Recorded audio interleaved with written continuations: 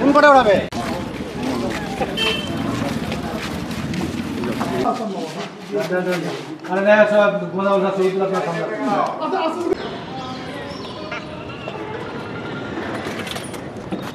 এই লাল চাঁদ যে আজকে গ্রেপ্তার হয়েছে,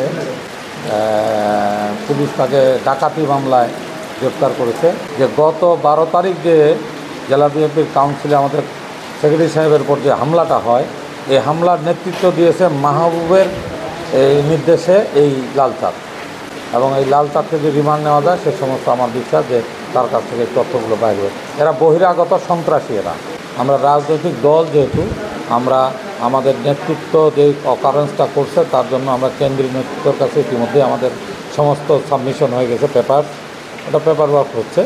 ওটা হয়তো খুব স্বল্প সময় আমরা নির্দেশনা পাবো। নির্দেশনা পেলেই তারপরে আমরা মামলায় যাব। মামলা একটা না, একাধিক মামলা।